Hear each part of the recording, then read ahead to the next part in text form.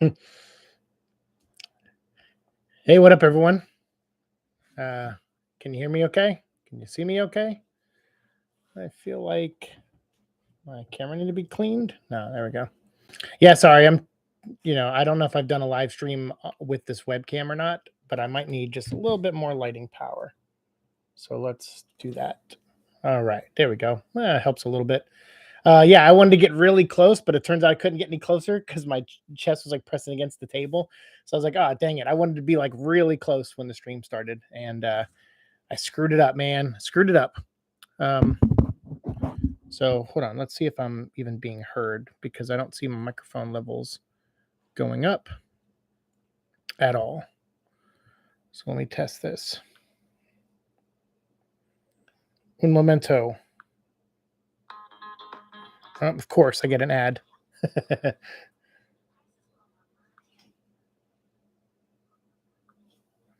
Testing, testing. You hear me? Oh, what's up, Sunfade? All right, good. Yeah, my microphone levels aren't going up at all. So this setup is kind of new for me. So I appreciate the assist there, Sunfade. How are you doing today? Welcome, first one here too, um, and not someone I see a lot in my comment section, but from time to time. So how are you? How you been? This is just like a last minute impromptu, like screw it, let's have some fun chat. I originally had a doctor appointment. I'm just gonna mess with the lights for a little bit. I originally had a doctor appointment for today, and I decided that I was not gonna go. Uh, yeah, it's a little bit better. Ace is Ace hasn't been feeling well. Ace is my dog, so I figured, you know what, I'm gonna stay here and just chill with him. And I know I haven't been feeling well lately. I've been having a lot of headaches and migraines and things again, and I wanted to just get a scan just to make sure I was okay. But to be honest, money's a little tight right now. Next week I get paid, so I'll have more money next week. So I'm gonna do it next week. That's not the sole reason. I pushed it off. I also just don't feel like getting in the car and driving anywhere today or really doing anything. So just to be productive, I said, "Oh, let's do a live stream and see how it goes." And sometimes I get requests to do them during the daytime, like now, uh, or like your early afternoon and stuff. But but I don't know if anyone will ever show up. So we'll hang out. Feel free to comment, chat, ask me questions. Um, and otherwise, I'm just going to kind of ramble. I have kind of a topic I'm going to talk about today. So if there's not a lot of people that show up, I'll at least kind of keep myself entertained, and you guys can watch later on, on YouTube and stuff. So let me just get those lights there. Perfect. Cool. So yeah. Anyway, this show, obviously we've been doing it for 5 years, and we're coming up on episode 800, and I really wanted to do something fun for episode 800. Back when we first started doing this show, when we got to episode like 100 and things like that, I would share things like the time I wrote a Spider-Man 4 screenplay back in like 2007, right before the writer's strike, which we're coming up on another one. Actually, I just got announced today that there's going to be another writer strike. So about 15 or so years ago, me and two friends wrote a Spider-Man 4 script starring, we were hoping it would be for Sam Raimi, uh, but it was kind of up in the air after Spider-Man 3 of what was actually going to happen with Spider-Man. And we were working at Sony at the time, so we figured, oh, let's try it. Maybe we have an in there, but nothing ever came of it, obviously. But in our script, we had Lizard and Craven were the two main villains, and we set up the Chameleon so that he could start setting up the Sinister Six. So that was our idea, and so I kind of liked sharing some of that stuff. I was like, this is fun. It's like a nice peek for people to see something that they may not get on other channels. Hey, what's up? Did you see that? What is up? How's it going, man? Good, good. Thanks for making it. Holy cow! I was in one of your streams the other night, but I wouldn't say I couldn't comment. I think I said hi at the end, but I was like working on stuff, and I was like, well, I want Mike to get these views, so in these minutes. So I jumped in like 10 minutes into your chat. You had a couple other people on with you that were like coming and going, and then I said, all right, well, I'm gonna I got to clean, I got to do some other stuff, and I had you on in the background. So I did comment at the end to let you know I was there. But good to see you, man. Hey, Andrew, what's up? What's up? Welcome, welcome. So yeah, so because I shared, that screenplay idea that from way back when, and other things on this channel, I wanted to do something fun for episode 800. So if so, before we get into this live chat and stuff, I want to just remind people who are watching that might not make it past the first 5 or 10 minutes of this, that we have something fun we're doing where if you have an idea for an alternate universe Venom to be part of the Venomverse, since they're killing the Venomverse starting this month in May, with Summer of Symbiotes kicking off. I figured this would be something fun we could do. You know, a lot of us are never going to get a chance to do something with Venom at Marvel. And so I figure, well, hey, we have a channel where we talk about Venom. So why don't we do it here and give everyone an opportunity? So if you have an idea for an alternate universe Venom that you want to share, I'm going to put it in episode 800. So if you send me an email at theparasitepodcast@gmail.com. If you're an artist, send a drawing with like one paragraph description of your Venom, like what's different about them that separates them from the main 616 Marvel Universe continuity. And if you're not an artist, or if you don't want to, reach out to an artist and team up with one and collaborate, if you just are a writer too, like you can just write 2 paragraphs and describe kind of your Venom. And I already got 2 in so far, so not too many. I think Swordsman and a couple other people are like, "Oh, you should promote it more." And it's like, well, I learned early on, when you have like a niche, audience and kind of niche channel like this one and stuff, like you just say things a couple times to promote it and see who's paying attention, and try to get the people that are hardcore that come here all the time and check out as many videos as they can, kind of get them involved. So if you're out there and you watch this show and you want to be a part of it, I'd love to have you. So shoot me an email at theparasitepodcast@gmail. That's down in the description box. My email is always listed down there. So you can just email me there. Send 2 paragraphs if you're a writer, or 1 paragraph and a piece of art if you're an artist. And let me know what name you want me to credit you as, whether it's your real name or if you want me to credit you as like an online handle. Like my name is Siike, but my online handle is Venom Vlog. So, which one would you prefer me to, credit you as? And I'll read out your idea and show off the artwork in that episode, in episode 800. And I have my own idea, which we'll talk about a little bit today.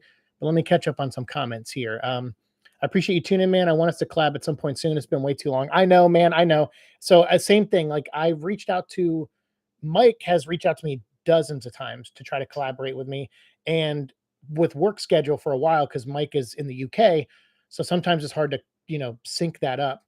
My new work schedule now is I'm off Tuesdays and Wednesdays, starting next week. So it was going to be this week, but since I wasn't feeling well on Sunday, I went home early, and then yesterday they gave me yesterday off and today off, and they said I could start the Tuesday Wednesday thing next week. So yes, but Mike, I'm usually home, around like 5 p.m. my time, roughly, sometimes 6. I know that's not a great window for us to, collaborate, but we will get it done because, yeah, I really want to talk to you. Mike's a really great guy, by the way. If you guys aren't subscribed to his channel, he does a really cool stuff, but I like his live chats. Actually, that's something he's been doing for a while, and I've really, really enjoyed them because he's such a personable guy, and very nerdy like the rest of us, and very passionate about the stuff he loves, and he brings people on that kind of share that too. So yeah, big shout out to Did You See That? Please go subscribe. Click on his name and go subscribe to his channel if you haven't already. Super awesome dude. And yeah, you'll see me over there at one point. We definitely got to do it. It's funny because like Anthony, I know I reached out to Anthony a few times, and sometimes he just straight up doesn't respond to me. Like I try really hard to at least respond when people invite me to do stuff. But sometimes Anthony just doesn't respond, and I'm like, well, I don't know. Like I know you know, I think there's some things like that I think me and Anthony would have great conversations about, as far as like, committing to a YouTube channel, what it's like when you have, months with lower views and higher views. And I think that's a great conversation between, 2 guys like us at our level.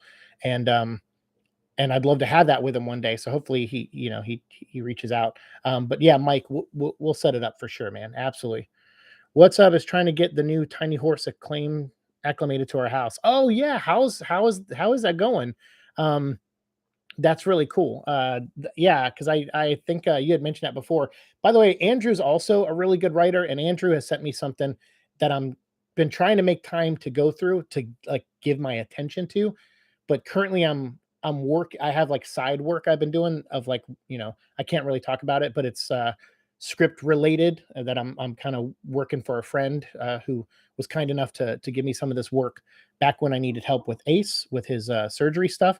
and then is helping me currently, but had this work for me. So I'm working on that. So that kind of came up like last minute. So I apologize for being a little later, Andrew, but I don't want to like read yours in piecemeal and then take notes and try to remember. I want to read it all at once. So I will get there, I promise you, and I will try to get something to you in the next like hopefully 2 weeks at the latest. Um Alt U Venom, I like it. My biggest problem is there are too many words. Too many words on Alt U Venom. Um, maybe I don't get. Maybe I'm. Yeah, I guess. Yeah, sure. There is a.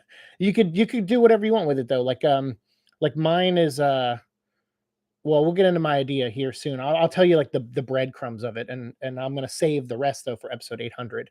So I'm gonna call this episode 788 because you're gonna hear me brainstorm. I'm gonna kind of walk you through my thinking process when I create a story, and I'm going to share some of that on here that I was like, oh, that's not, I'm going to cut all that out for episode 800. So why not do an episode beforehand where I can reiterate and remind people that this, is going on, where people can join me and share their version of Venom with me. And I can, post it up here on the show.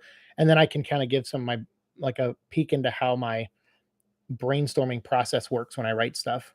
Lance, what up, dude? I hope you're doing well. Hey, me too. I hope you're doing well, Lance. And thank you. Yeah, we're hanging in there. We're hanging in there the best we can, for sure. So thank you very much. Yeah, give me 10 minutes. Andrew says, if you can't make time, Seek, it's perfectly okay. It's novel length and first draft, so I absolutely get having to back burner. Yeah, I'm sorry. I didn't want any of those to be an excuse for me not to read it because you've been so awesome, and I want to help. It's tough because I have friends that I know even more than Andrew, that I've known for years, who will reach out to me and say, "Hey, I have something. Can you read it?" And I'll be like, "Yeah, I'll try. I'll try to squeeze it in." But to be honest, a lot of times I charge people now for that, and I try to like give everyone like a, "Hey, I'll do that for you." Like one time, like if I have nothing going on, if I'm not writing, if I don't have side work going on, but with having my diagnosis, my condition now, like I'm surprised when I'm fronting because it's like it's not always the case. So I have to factor in like, oh, I don't want to just eat up blues time or greens time.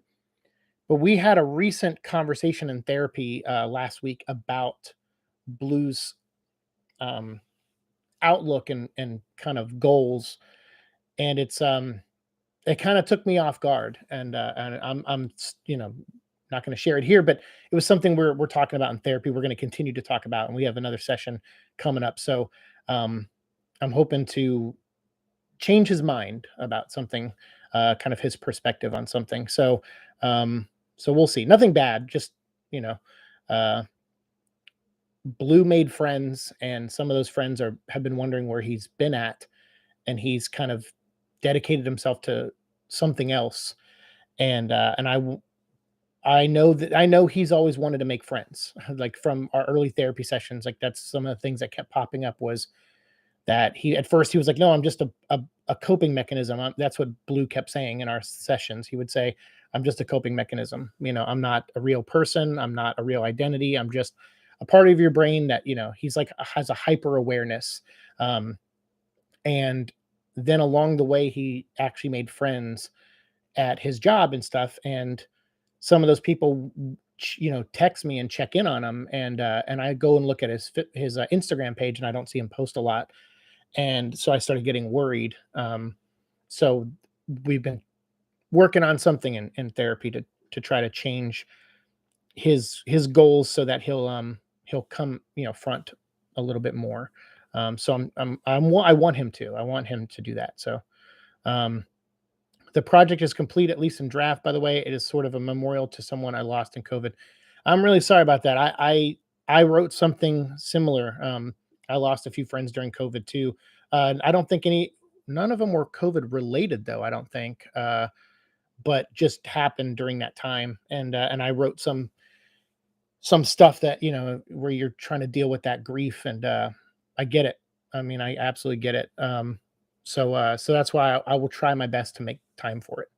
Hey, Mahad or whatever, for Mahad Faraj. And am I saying that right, Mahad? I feel like I always ask you that. I haven't seen you in a while. I hope you're doing well. It's good to see you again. And I'm doing well. Thanks for asking. Like I said, I hope you are too, my friend.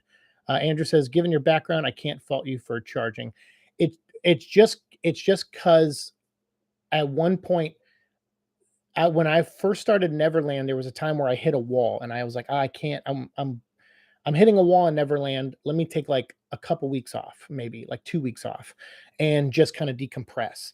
And in that 2 weeks, I had friends reach out to me because I posted online, like, "Hey, I'm taking 2 weeks off," and I had friends reach out to me, "Hey, could you read this?" And I'm like, "Yeah, yeah." And I started saying yes to like a dozen things. And next thing you know what, I didn't get back to Neverland for like 2 months. I think it took me like 2 months to read these other things. And that whole time I read stuff that some of those friends actually never pursued, they never published. Some of them got mad, like they didn't like my feedback. Um, and I always try to be respectful, but I'm very constructive. I'm just the same with my own stuff. That's another reason why Neverland has taken a while is because I would hand it to an editor. They wouldn't sometimes beat it up enough for me. So then I would go through and chop it to pieces.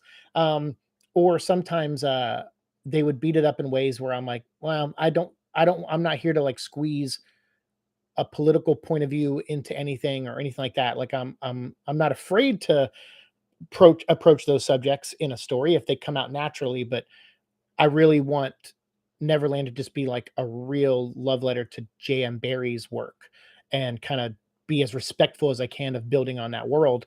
And it doesn't matter how hard I work or what my point of view is.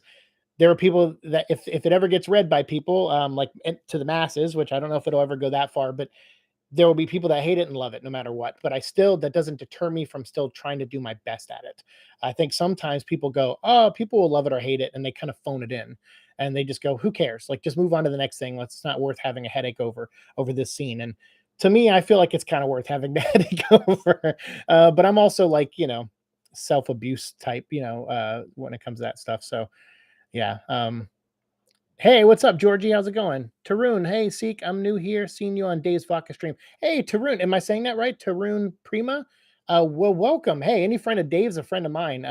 Man, oh man, can I just gush about Dave for a second?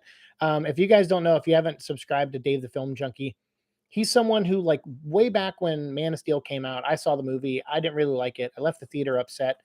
And then as Batman vs Superman was coming out, as we were building towards that, I found this guy's channel, Dave the Film Junkie, and he was like, talking about that movie. And I was like, yeah, this guy's so excited. Like, look how excited he is. And I had talked to my boss, I think right before that, who worked when I worked at Top Cow, Matt Hawkins. And he and I had this conversation at diner, and he was telling me how much he loved Man of Steel. And I was explaining how much I didn't like it. But what I found fascinating about it was that but Matt never liked Superman ever. He's worked in comics like 20 something years, never once liked Superman. Um, and so he was like, this is the first time I've liked Superman. And something about hearing him say that did something to my brain. And it made me kind of put away all the whiny fanboy, like, that's not my Superman. It made me just put all, because I was a little bit like that after that movie came out. I would get in arguments on Facebook with people. And then I heard him say that, and I said, I don't understand. Like, he likes Superman for the first time ever because of this movie that I don't like. And something about it felt so pure, like to hear it, like, wow, a new Superman fan, someone who's worked in comic books for 20 years. And this is the moment where he became a Superman fan in 2013. I was like, that's mind blowing. 10 years ago, I had that conversation, and it blew my mind. So for me, I started seeking out channels that were like more supportive of Zach's work, even though I love Zach's work, just not in the DC stuff as much. I don't hate it. I'm not like a hater on it. It's not for me. It's not like those takes on those characters aren't nearly near my favorite or even something I kind of like. But Dave, man, he started this channel. He's talking about this movie. We're gearing up. Justice League's going to come out. I make a video saying like, hey everyone, if you know Dave the Film Junkie, like, please let him know that I'm a fan of his channel, and I have 2 tickets to the premiere of the movie, even though it was the Justice League version. But I was like, I gotta bring a mega fan to this. I would feel so crappy going to this if I didn't bring a mega fan, and that's how I met Dave. And even though we didn't meet that night, we saw each other from a distance, but we stayed in touch. I ended up having lunch with him right when COVID was happening, right before I left Los Angeles, like 2 days before I left LA. I finally got to meet Dave the Film Junkie in person, and 3 years or 4 years or whatever it was after that night of Justice League, and it was really cool hanging out with him. We talked for like 3 hours, just the coolest guy. Well, the other day he went to SnyderCon, which is a Zack Snyder convention where they're raising money for suicide prevention and awareness for suicide prevention and stuff, which is something near and dear to my heart ever since 2016, I think it was. Um, in my description box, I have links to websites like that to help people who are struggling, like myself, who has struggled with that numerous times. Um, and Dave went to SnyderCon and got to do a commentary track kind of thing with Zach over Man of Steel. So him and Zack Snyder texting each other, calling each other, checking in on each other, sitting next to each other, doing a commentary, a fan commentary over the Man of Steel movie. Like, just like how amazing. It's so amazing. I think it's just the coolest thing. Couldn't happen to a better dude who deserve no one. I think, I mean, other, people in the Dave circle and stuff were all there too. So they all deserved it. I'm glad. And I know there's some people in his circle that could make it to that event that do deserve it as well. But hopefully they'll get to, have that experience one day. But seeing Dave have it and him upload numerous videos about it was just like blowing my mind in like excitement. I was so proud of that guy. Um, but yes, sorry, Tarun. So thanks for sending me on that little friend rant there, a frant, if you will. Andrew says, "I'm glad you're focusing on you." Well, yeah, we have to nowadays. It's tough because I still try to do things for other people. Like if I see someone have a GoFundMe or a Kickstarter go up, I might slip them a few bucks if I have it. I'm like, trying to. If I see someone post a video, I try to comment. Like I'm stretched very thin, and when there's four of us essentially that actively come and go, it gets tougher. It means I have less time to do things, um, and it's a lot. But those aren't excuses. I still try my best. I just have to go off like the if I see it thing, because I can't sometimes seek out like Mike's channel. But I've been to it enough, and him and Blacktastic where they pop up in my feed pretty regularly. So I might be able to go in, watch a few minutes, if not the whole thing, hit the like button, and even if I'm like, okay, I'm working on other stuff, I might put my phone like on silent or something, and at least be in there and lurk so that they get the time of me viewing their channel. So I try really hard to do stuff like that. Like the other day there was a car crash. I got out of my car and helped to make sure everyone was all right. I called the ambulance or called 911, stayed there. The guy who was most injured, I stayed with him until, someone could show up and take care of him. Um, a turtle today, like I helped a turtle cross the street because it was just moving slow and I just knew cars were going to speed around that corner. So I went over and grabbed it and put it in the grass. I mean, I try, I'm trying to win good karma points, I guess. Did you see that? Love to help in any way I can. Love both you and Ace. Dude, you don't have to, no one has to super chat. None of you guys have to do any of that. That means a lot to me. Thank you so much. Thank you for that immensely. I really do appreciate that, Mike. I did think I did the same thing to Mike, and he's trying to repay the favor, and he did. You did. You repaid me. You don't have to though. You guys don't owe me anything. I'm grateful just to have your time here. I know I'm a very niche channel. I'm kind of single-minded. We just talk about Venom. I'm just afraid to do any other shows right now because again of time. That's why we're kind of wrapping up Seek and Destroy and some of the other stuff we've done on this channel. I have to kind of be a little single-minded because I want blue to have a life. I want green to kind of have a life. I don't want to be, Mr. Orange. I don't want to be the greedy one, the one who hogs up all the time. I don't want to be that person. So I'm trying my best with that too. Yeah, I know, a super chat. And like I said, none of you guys, you don't have to do that. So but Mike, I appreciate it. I'm gonna read your comments. Don't worry. I'm gonna get your comments in there. Um I actually like Man of Steel. It's not perfect, but it felt like it could have been the opener to so much more. Andrew says, "See, yeah," and I don't know if I completely agree with that, but again, I'm not a hater of that movie. I just was like, I don't know. I walked into that movie and I was very disappointed for various reasons. But I like Zach. I think he's a very talented dude, and And so and it clearly was the start of something. And I honestly, even though I didn't like Batman vs Superman, I like probably that even less than Man of Steel to an extent. I don't know, it's a coin toss. It's a coin toss. But I know the Ultimate Cut's a little bit better, but you know, uh, still the Zack Snyder's Justice League though I actually did like, and I was like, oh wow, okay, like it's one of those things where as a studio I could understand the pressure of whatever they felt, I guess, where they're like, okay, this isn't the smash hit it should be. For they had a number in their head that these movies had a hit, and those movies I guess didn't hit them. So they were like, well, I guess this means fan or audiences, mass audiences don't like this. So we want to change course. And they changed course so many times that you almost kind of wonder what if, right? What if Zach actually got to do his 5 or 6 picture, whatever he had planned? Could have been neat. But then again, you wouldn't have like Rebel Moon coming out and, other stuff. And I think at the end of the day, as much as I love filmmakers like, Christopher Nolan and other people, it's cool when they make superhero movies like Jon Favreau and does, Marvel and Star Wars. But man, oh man, do I love it more when they go do their own thing. So, that's how I feel about it. Seek deserves any and all super chats for sure. Oh no, don't say stuff like that. No deserving here. I don't like pedestals. I do not like pedestals. Or pedal stools, as they say on IT crowd. Yeah, I'm not a big fan of those. But I don't take compliments well either. But I appreciate that. I dish them out easily though. I'll give compliments to people.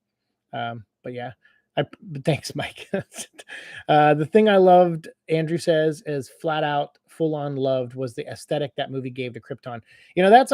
That's true. The opening was really interesting. I actually really dug that opening sequence. But if you haven't seen the show Krypton, which I'm sure we've talked about on this channel before, but please go watch Krypton. There's 2 seasons of it, and it's awesome.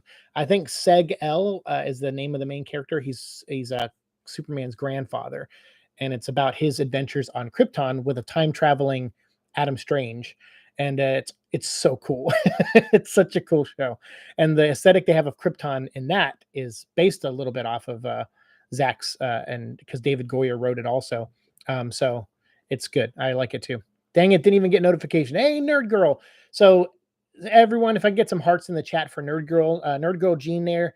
I don't want to share her personal information, but I was streaming the other night and she came on and you know, things, we all have our challenges, right? That's why I try to reduce me talking about mine on here, because I know a lot of people are going through stuff, and so if we can get some hearts in the chat for Nerd Girl, that would mean a lot to me. She is super awesome, really cool person, someone who also came over to this channel from Dave's, from Film Junkie.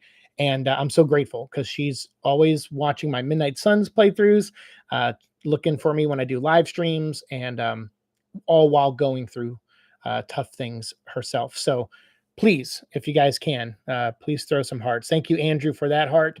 Anyone else who could throw a heart in there, please do. Let me see if I can get one in here too. I can't see very well. Okay. There we go. Got a heart for you too in the chat. Oh, hang on one second. Let me catch up on these. Did you see that? Absolutely, Georgie says. Well, that's nice of you guys. That's nice. Tom says, hey, Seek, just woke up. Have you seen the new Rise of the Beast trailer, and what did you think of it?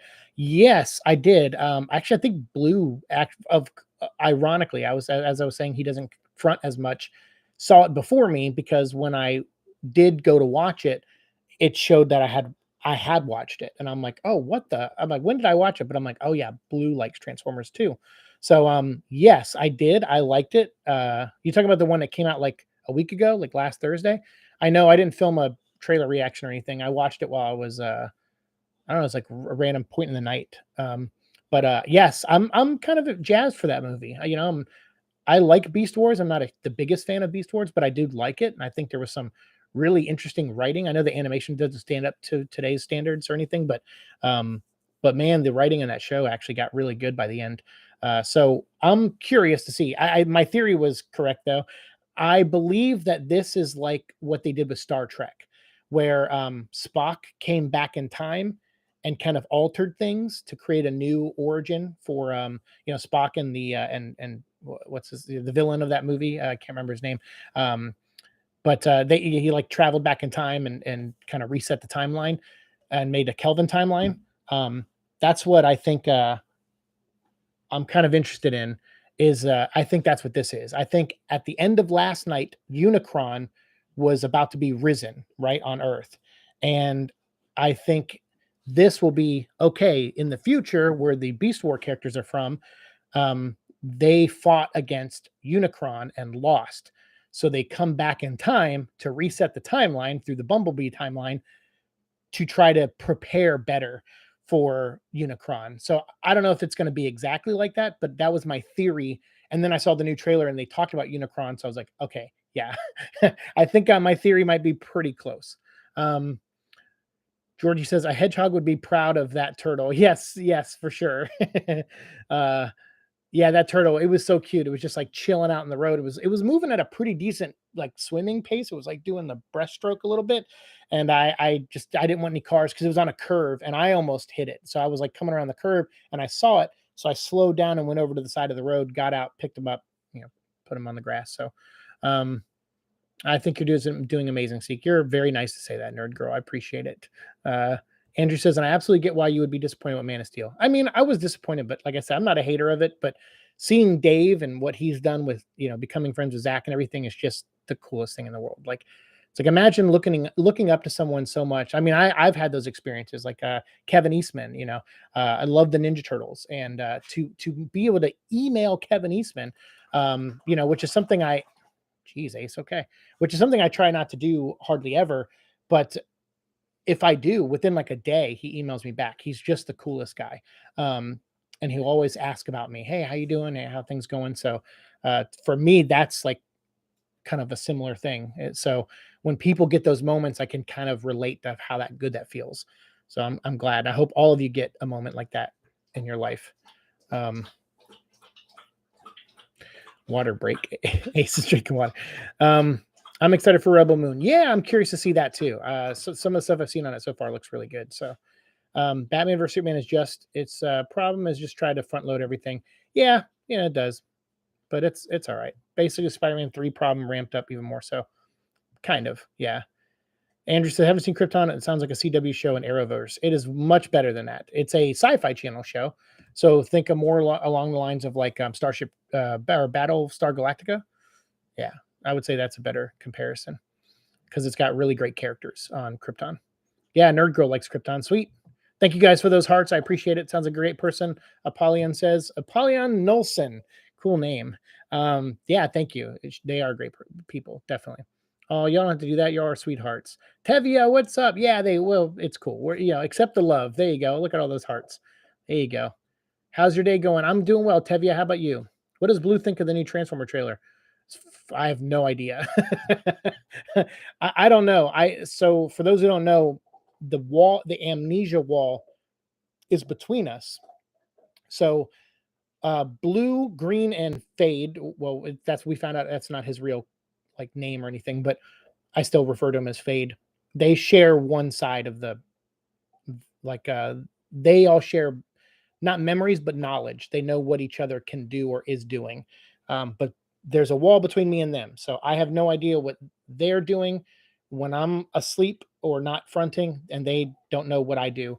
So we try to take notes and put things in our phone, but it's mainly like important stuff like, hey, I showered today at this time, so that way in case like I wake up and I got to be at work in an hour and I look on there and I say, oh, so someone showered an hour ago at like 5 a.m. or whatever. I'm like, okay, so I think I'm good.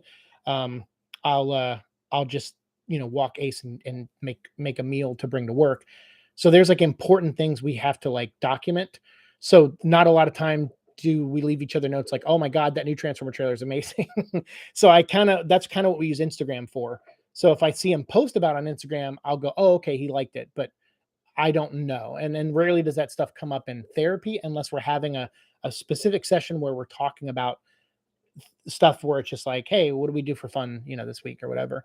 So I actually don't know. I'm gonna assume he loved it though, because I saw a new Transformer toy which we don't really buy those anymore. We don't really collect those, but there's a couple characters that I made a checklist with him, like a couple months ago, where I said, well, if this is a character I don't have for the collection, if you see it, keep an eye out for it. So I saw one, and I was like, okay. So he's still thinking about Transformers, no doubt. Uh, so I could get her a heart, but if she wants to, I could give her lungs, pancreas, even brains. A certain symbiote argued they're delicious. There you go. Awesome. Yeah, all of it, those are. What he's like, lungs, pancreas, even brains. Yeah, that's good. Sweet. So awesome. Let's see. I love Beast Wars. It was really awesome. Tons of fun. Yeah, Beast Wars, as I got older, I don't remember it when it originally aired, obviously, but I did watch some of it post aneurysm and then kind of didn't follow up with it and then got into it a while later when they re-released all the DVDs and I was like, ooh, okay. So I actually fell in love with it after that, like a more so. Like I went up to liking it, like strongly liking it. So I'm cool those characters are getting some spotlight. Oh geez. I gave Ace like a bone with like filled with peanut butter and he is just going to town. But it's funny because it sat there. I started the stream and it just sat there for like 30 minutes and now he's finally eating it. So basically retconning the Michael Bay movies, yes, but while still keeping them in a continuity. That's what Star Trek did when it created the Kelvin timeline. It was like, oh, all the other timelines still happened because Spock obviously came over from that timeline. So yeah, it's like saying, hey, if you like the Michael Bay movies, they're still there. They all built up to this, and now we're going back to change a few things while still moving the story forward. So I think it works for me. It looks intriguing with that new trailer. I think it does. Yeah. What up, Nero? Oh yeah, Nero. That's right. That's right, Nero. We're going back in time to get Unicron off the menu. There you go. Nice way to put it. I like your theory because it both gives reason for the aesthetic similarities to the Bay movies, but tells their own story. Right. So they can change some designs while still making them transform the exact same way. Because obviously, when you're doing these movies, you're going to reuse assets that you've already probably have, if there's any saved, so that Universal or Paramount kept on file. So it makes sense. You want to keep that going. Plus, I like how they transform in the Bay movies. I think it's cool. It's complicated. I like you just see all the gears and pistons and everything moving around. It's something elegant about it. It's really neat. I think so. As a lifelong Ninja Turtle fan, that's amazing to see that Kevin Eastman is cool. Just the coolest. In fact, I think someone even one time went up to him to get an autograph, and they said, "Oh, I'm friends with Siike Donnelly," and he goes, "Oh my God, tell Siike." I said, "Oh, I got to email him." Like the guy is amazing. The guy is absolutely amazing. You think my theory is right? I mean, yeah, I think so. I don't think it's not a super smart theory. It just seems like the obvious choice. It's something I would probably do if they gave me that franchise to like reboot. Yeah, the whole evil god planet inside Earth prophecy got pretty old, so it's nice to have a proper chaos bringer. Yeah, that's what I think. Yo, what's up, VCX? How's it going? What up? Krypton was such an underrated show, in my opinion. Tevia says it is. It was a really good show. How is everyone? Tevia VCX says we're good, man. Hope you are too. Tevia said he's good. His day is going good. Awesome. So you, Green and Fade, can't toss notes over the wall. It's not like that. So no, like the wall, like saying wall is not like it's not a literal thing. We've come to discover it's not like an 8-foot wall that you can like toss notes over or dig underneath or drill through or anything like that. Like it's something very psychological, like some kind of construct that is just preventative. Uh, I guess to survive. I guess what we thought we needed to survive was to really compartmentalize things to a very neat way, which makes sense because I'm normally kind of a neat guy when I clean and stuff like that. Like, so it makes sense that everything would be just kind of in its place. But because of that, it's going to take a long time to kind of get through that. So they were like, look, don't get frustrated about any barriers between you guys. We're still mapping our system. And we started to move on from that until we found another personality back at Christmas time. So then we had to go kind of stay in the step we were in. So we're still kind of mapping and taking things slow. And I think that's better for all of us. There's no rush. This is for the rest of our lives. They said, like, they're like, for the rest of your lives, we're gonna be dealing with this most likely. So um, the time travel plot works because it isn't, haha, Michael Bay sucks. It's showing respect without being. So yeah, I mean, technically, yes. Like, it's the smartest way to kind of have your cake and eat it too. Not the smartest way, but like the most obvious way, I guess. It's low hanging fruit for sure, but it's like, hey man, there are people that love this, the Michael Bay stuff. So, and they got into Transformers because of it. So you don't want to just go buy, but if that has a purpose, and they mentioned Unicron at the end of last night, and now they're talking about Unicron in this movie, even if they don't directly connect them, you could kind of win a no prize, just kind of going, okay, this is some time travel, but it's all the same and everything still happened. And I think that's good. Yeah, I think that's a good move. The time travel. Oh, I'm sorry, I read that already. Speaking of which, I did my review of Adventure Superman John Kent 3. If you want to check it out. Oh yeah, thank you, man. Yeah, appreciate that. Yeah, I've been collecting the Superman books. I haven't really posted about them or anything, but I've been collecting them. I figured I was going to give each one 3 or 4 issues. So that's what I've been doing. I think Action Comics is the only one as of right now that I'm going to keep collecting because they're doing a backup story with Steel and Lois and Clark, the alternate universe Superman with John Kent. So I'm going to keep reading those as long as that backup story's in there. So, but yeah, I'll check them out. Absolutely. How long do you think the writer strike will go? Nerd Girl asks. Shoot. I don't know. I think the last one went a really long time. We worked in LA. I have no memories of this, but in 2007, 2008, there was a writer strike around that time. Um, and I think we were working in a reality show. So we have like journals that, like, luckily every production we ever worked on, we would take like a picture or two and then write about our experiences on what we learned on the show and everything like that. And really lucky we did that, because post aneurysm I had a bunch of books to go through to learn about what my life was like, from ages like 20 to 23 to up to the aneurysm in 28. So it was neat. And also there's some things now that make a little bit more sense in those journals because they're referencing things that I'm like, I don't have any record of like this friend. And yeah, so we found out that was green. So anyway, yeah, so the writer strike, I think that one went for a while. I can't remember how long, but I want to say months. I want to say months, maybe even 6 months or 7 months. But I don't remember completely. But it's talked a lot about in one of my journals, where people were like getting in trouble for, there's like people picketing outside of all the movie studios and production studios. And so if you kind of cross the line, like they kind of saw that as a negative. But a lot of people work in reality TV shows, and a lot of those shows don't really have writers. They have producers, like American Idol and Dancing with the Stars and those kind of shows, and game shows like uh, yeah, what's the game show, like Jeopardy and stuff like that. Like, so those don't have like writers per se. They have producers that come up with segments and things to talk about. So they kind of write on the fly, but they're not like paid to write. They're more paid to produce and create drama. So they, there, I don't know, it was a weird time, I guess, because that's how my journals kept describing it. Was like, felt really weird going to work today. I don't like crossing this line. I stand. So I think there was a couple instances where it said that, like, oh, I got out of work early today, so I drove to another studio and like picketed with them for a couple hours and stuff like that. So it looked like I was for the cause, as someone who writes too. Like, obviously I would stand by them, but yeah, it was. So I don't know. I don't know how long this will go, but could be a while for sure. So no rush. Tevye says, "Oh, no problem, man. Good point, Andrew." Georgie says, "Oh yeah, for sure. The Bay Transformers have a real feel to it without resorting to hyperspace and stuff popping from nowhere." True. Brendan Miller, what's up? How's it going? Good to see you. Tom says, "I like the way Cheetor transforms, and Return of the Beast Instagram gift sticker shows the cheetah head coming out of his chest. That's cool. I don't know if I saw that yet. That's cool though. Yeah, I like that Cheetor is going to be in it. What a great character." Georgie says, "Seeing Pete Davidson voicing Marmaduke to voicing Mirage is funny to me. Haven't seen Marmaduke, but probably never will because wow, that film looks ugly."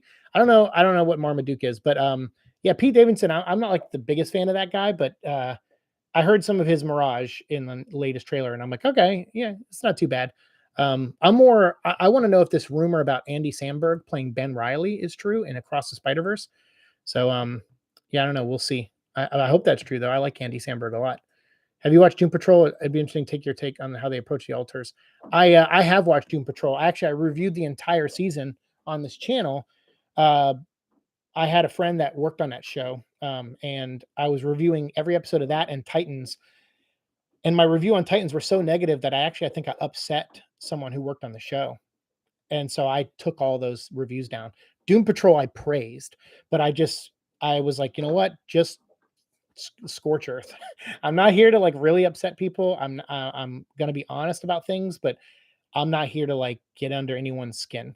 I'm just here to share my opinion. And I really do. I've had people reach out to me and say, "Hey, could you like I'm asking, could you take this video down?" And I might disagree with them on why they are asking me, but at the end of the day, I'm not here to like, butt heads with people. I'm just like, all right, if it bothers you that much, then yeah, I'll take it down. like, sure. Like, and I'm sorry. Like if it actually hurt your feelings, I'm just a person, you know? And it's like, it's one thing if I say criticism and you're like, you feel dumb for not thinking of it, but I do that. Even Neverland, I'll look at how critical I am of all these things, and you would think, "Oh, Seek, you must be an amazing writer." I'm not. Writing's hard for everybody. So I turn in like stuff for Neverland, and I'll get someone give me feedback, and they'll go, "Why don't you just do this, this, and this?" And I'm like, "God dang it, didn't even think of that." So yeah, it's like you don't take it personal. You just kind of go, "All right, that's professional feedback, and let me think about it. Let me think about not just taking that idea and putting it in here, but how I can do it my way and make it make sense." So yeah, but yeah, I love Doom Patrol. I would say I didn't even look at Jane as like a character that I had that much invested interest in when I watched the show. I was a big fan of Brendan Fraser's character during that show, um, and so I would if I'd have to go back and re-experience it now, knowing what I know. I would say Moon Knight is a better thing for me because Moon Knight was something Blue watched first and kept raving about, even on my own Instagram page, trying to get me to watch it. And then finally, I watched it when there was like one episode left. I went and binged them all, and then watched the final episode when it came out. And I think Moon Knight's probably a better example. And I like what they did in Moon Knight because for me, that was more relatable in the sense that like I felt like Steven when I watched Moon Knight. I was like, he's a guy that works in retail. He has no chance of getting a promotion. His boss is kind of shitty to him, which were all things I was going through at the time. Um, and not my direct boss or anything, but like high upper management was kind of shitty to me. And then after losing Echo and then losing my just self confidence and wanting to go down a very dark road, um, that show was like a weird beacon of light that I didn't expect, where it's about just being like, hey, you're okay. Like things are going to be okay. You just have to work at it, and you have to look at this alter situation as a form of support. Um, and that really changed kind of my outlook on this because my knowledge of DID and OSDD, actually didn't even know what OSDD 1A was or 1B. I only knew what DID was, and my knowledge of it was like Fight Club and Identity, and like Sybil, like movies like that. So I didn't know anything like concrete about that condition. Um, at least I didn't know anything concrete about that condition. So Pete surprised the hell out of me with Mirage. Doesn't even sound like him. He's doing a great job. Same with Peter Dinklage at Scourge. Amen. Both top notch. I agree. Absolutely. Action Comics is really awesome, Tevia says, and I love seeing 10-year-old Jonathan Kent. Yeah, it's cool to see him back. Ace, you okay? Come here, handsome. What was that? You done chewing your bone? Is that you clearing your throat? All right. Yeah, he's clearing. So I'm giving him scratches on his head. Hi there, handsome. Yeah, it's cool though. It's good to see Jonathan Kent back like that. I still need to watch Doom Patrol. You do. It's really good, Tom. The writer strike happened around the time of Revenge of the Fallen, and it was largely blamed for why the sequel had more sloppy story. Yeah, pretty much. If you Red Letter Media did a really good job. If you watch Transformers 1 and Revenge of the Fallen on two TVs side by side, almost everything happens at the same exact minute because they pretty much took that script from the first movie and just kind of regurgitated it. So like when Megan Fox's character shows up, it's almost like to the second in both movies. it's really wild. And like when the dog shows up, like Mojo or whatever, or the parents, it's like almost to the exact same minute. It's really wild. You really got to experience it for yourself. It'll flip your lid, trust me. Um, but yeah, that movie, that was something else. The unfortunate thing about the writer strike is that it has to happen. It does. I mean, absolutely. For things to change, it has to happen. Now, I could argue both ways. It's like you sit there and go, well, how many movies really that have come out in the past like 15 years that have been like that mind blowing, where you're like, we need, all these writers around. But it's more than just that. It's about people feeling their worth, and I completely support that. Um, like that's like the cynical monster in me is like, do we really need all, there hasn't been that many quality things, but everyone tries their best. And the thing is sometimes you write something and it's really good, and then a director comes along and changes stuff with the cast and crew, and sometimes they make it better, sometimes they don't. It's a collaborative effort. It's hard to say this movie sucks because the writing is bad, like purely. You could say dialogue's bad, you could say all that stuff, but you don't know what actually was written on the page unless that script is posted online somewhere. So it's tough. It's a tough gig, but it is about valuing yourself. And we all of us probably work a job that where we sometimes don't feel valued, and or feel like we could be valued more, or our check could reflect how valued we are. Even though we're verbally you know accepted and I guess supported. Sometimes it's nice to see a raise thrown in there too. So I'm all for that because man, the way this country builds itself is awful. Where like lower class keeps kind of expanding in a way, at least from my perspective. Like I don't feel like I've made a massive financial growth over the last like 10 years. Although I would say my credit scores got a lot better since I've kind of moved out of a lot of the major medical bills, and just gotten to like regular, yearly bills and stuff. So that I've seen, progress. And then who knows, the next 5 years, maybe I could progress enough to like, get a house and move on in that way. So, um, but it's a lot. It's a lot. And I think sometimes people just want to feel appreciated. So when like minimum wage goes up, it's like, cool, but can hamburgers at McDonald's stay the same price and minimum wage go up? Because otherwise, minimum wage going up means nothing. Um, so yeah, I hope the writers get what they feel they deserve and get better for sure. Um, so rewinding history with the potential, yeah, I think so. We talked about that earlier, Georgie. So I think so, absolutely, with the transformer thing. People who are hired and are replaced in the case of strikes and called scabs because they only exist to fill the hole, to close the wound, and then are thrown away when things are over. Yeah, there are people out there that go, "Ooh, a strike's happening. I can write something for somebody," and yeah, they call that person a scab because they're just they're non-permanent skin growing over an absence of a job, and then once that job the skin fills back in, that scab is removed and gone. So yeah, it's a pretty apt term for that. Georgie, Tom says Georgie may haven't started work on it, but 2024 animation, but it's already written pretty sure. Oh yeah, the animated stuff. That's sure. I think trades confirmed Andy Samberg. Let me check. I don't know if they did or not. I know like some small channel podcast or something is the one who exclusived it, but who knows? Titans felt like a hot mess. Yeah, I did not like Titans. Yeah, me neither. Screw Titans. Show sucks. Um, I don't blame you for not wanting to hurt people. Life is too short to kick down at people. I mean, and I don't even think I'm kicking down. I mean, they write for a hit. They write for a show that does have fans. So if anything, I'm like trying to roundhouse kick upwards, like Van Damme style. But no, I'm not. I'm not here to like if Donnie Cates wrote me, like he never did. I think we popped up on his radar once or twice during during his writing on Venom. Um, but if he would have ever wrote me and said, "Hey, man, I'm actually going through some stuff right now, and like your last review is a little harsh," or you know what, I know the editor, and that wasn't his, his. That's an interesting perspective you have, but you're actually wrong. Not that he has to do that stuff, but I'm just saying if that happened, um, I would be like, oh, okay. Do you want me to delete it? Like, you want me to put out another episode where like I kind of like smooth things over. Like I'm not trying to send hate mobs to anybody or nothing like that. Cause I know that happens sometimes. I'll give an opinion and someone will go, I 100% agree with that opinion. And some people even go, I 100% agree with that opinion. And I'm going to go tell this person they suck. And it's like, no, no, no, whoa, whoa, whoa, whoa, whoa. You can stop at agreeing. You can just stop there.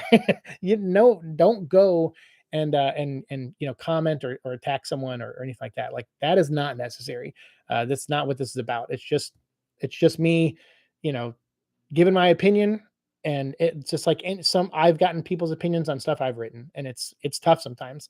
Maybe one day we'll have to do an episode where I read someone's review, a negative review of something I wrote, and I'll have to just like sit here and take it in front of all you guys.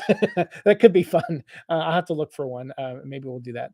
Um, I'm excited to cross the Spider Verse, mostly because I'm happy to see my favorite. Yeah, I know we talked about Mayday before. Yeah, that's so cool. They're bringing her in, and possibly as an adult in the second movie or third movie. Writing is hard. As a fellow writer, yes, we are our own worst critics. And when someone points something out, God dang it, why didn't I think of that? That's pretty much it. And it doesn't matter how clever or that you think you are or how much you actually know. There are those moments like where you read something and you're like, was it my first day on the job? Like, why am I like, how did I miss that? Moon Knight was fantastic. Blue has great taste. Blue's an interesting dude. I'll say this about Blue, like, because I don't want to like. It's weird because every time I talk about blue or green, it sounds like I'm propping myself up, and it's like not the case, obviously. Um, but it's but it is at the same time. So like, Blue is very aware. Like he's very smart. He learned when I dropped out of working at Harley Davidson. He swooped right in. He watched my YouTube channel, this channel. He went on like a binge, like in January and February of last year. He just went on this binge where he was watching all of our episodes and he was studying my mannerisms, my excitement level. Because obviously on here I'm more expressive. Like in real life, I can I can fake it, like working in a retail setting because you got to do that. You want your customers to be happy. You want to, kind of exude positive energy. So it's like you kind of put that forward, but then after like work at Lego or Harley, like I would crash hard because I'm like, I put so much of myself out there that I didn't leave anything left. So I'd get home and I'm just like, I'm wiped. And then I would go, okay, well, I got to go home and record like, 3 Venom vlogs. So let me get that energy back up, and then try it again. And Blue just watched, and that's how he thought I acted all the time because he was like, "Hey, I got the best window into who this guy is," and he thought he could blend in as me. But some people could tell. They were like, "Okay, this is a lot of energy, like even for you." But then also not everything he said was like the same, and he has a slightly different vocabulary, and he's very much like of the TikTok generation, if that makes any sense. So like he watches a lot of like short burst funny things and gets his sense of humor from that. Whereas I'm used to watching long form comedy stuff where things like pay off later. He's more of like a really instant type. So he can do a good Siike impression. They call it masking. But he was doing that because he was like, I'm gonna have to slip in as this guy sometimes and work for him. He learned my job in like 4 days, like a job that I struggled at sometimes and couldn't figure out certain paperworks and things like that to do because I'm kind of crappy at paperwork. I'm good at talking to people, but paperwork and details I'm not very good at sometimes. And he picked it up like that. And then he ended up getting the promotion that I tried to get for a year. He got it in 2 months. Like, so he's an interesting guy. Blue. He's very focused, but he's very aware as well. So it's interesting. The stuff I hear about him when people are around him or in therapy, what gets said back to me is like it's stuff I didn't know I was capable of. I'm like, so am I capable of doing any of that? And it's like, well, it's hard to say. Are you? Yeah, probably, but he can and does. So can both of you? Who knows? Like these are things we're learning. My therapist, the person I speak to, this is her first experience with someone in our condition. So it's a little bit of a learning curve to an extent with her too. Um, but I think that's good for us because you know, I'm learning a lot too. I love Doom Patrol, such as a great show, and I'm still sad it got canceled. Yeah, but did it end on like I never watched did the final season air yet, or is it coming up? Is it going to be a definitive ending, like where it doesn't end on a cliffhanger? Because at this point, that's all I care about. Yeah, I think I'm a season behind on that show. Never mind, I was one take news, but still a good source. I don't mind the choice of its True, but they got hyped up whose voice acting Ben Riley was weird. Yeah, they were trying to make it a big thing. You know, I was hoping it'd be Chris Pine coming back to voice him, but um, but that's okay. He already played a blonde-haired Peter Parker in the first one, so it's cool. Ace okay? Did a sneeze or a rip or something? Yeah, he's chewing on stuff. Like he's, like look. Ace. Yeah. See, he's like chewing on a bone or something. So if you hear him doing stuff, that's just him being weird. Paramount has a contract with Hasbro for at least 5 more years, so they have to either speed up making two more or they have to extend the contract. Yeah, they can take their time. It's fine. As long as the movie's in production before their thing ends, then they can still release it, I believe. So Moon Knight definitely helped me understand DID a little bit better. I mean, yeah, it was a nice window. Like it's fictionalized big time, but unfortunately, we have yeah, unfortunately, there was a couple of one-to-one comparisons to our life that really was like kind of made me feel like for a week that I was in the Truman Show, to be honest with you. But I think that was speaks to the believability of Oscar Isaac's acting too, because some of that, I mean, he's so good in that role. I mean, to the point where I'm like, I get it, it's superheroes and he's fighting like CGI monsters and in the first episode, like little jackal things or whatever. And I'm like, I get it. People roll their eyes at that kind of stuff, but like his performance and Ethan Hawke's performance in that show is almost too good for that show, in my opinion. I think it's like, thank God those guys were in that show, because they really elevated that material. So um, and that whole episode 5, Asylum, that was based on the Jeff Lemire Moon Knight run, um, just brings me to tears every time I watch it. Hits a little too close to home for me. Apollyon, the Moon Knight show's portrayal of DID was just as good, if not better than the book, at least better when compared to the Bemis run. Yeah, I haven't read the Bemis run yet. I have almost the entire catalog of Moon Knight books now. Blue got big into collecting Moon Knight stuff, and then a friend of mine and I want to do a Moon Knight show, like a podcast. We're still working out the details. I get a little frustrated because, like, I love my friend to pieces, um, but this was something we talked about last, like July or August, and now we're coming up on, a couple months will be July and August again. It's a year.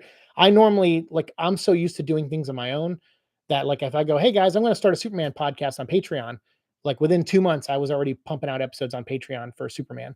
Um, so it's like I'm used to working way faster because I don't have other people's schedules to work with. I mean, now I do my other schedules, but since they don't have definitive hardcore schedules right now, I can still, fluctuate in front a little bit more and get more of my stuff done sometimes.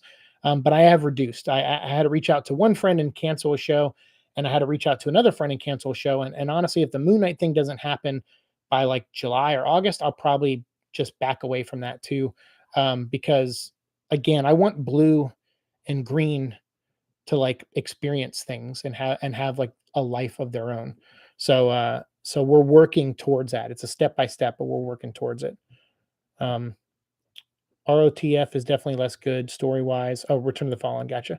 Than the first film, but I still have such a fun time with it. Yeah, I mean, I think there's fun stuff in Return of the Fallen. I agree.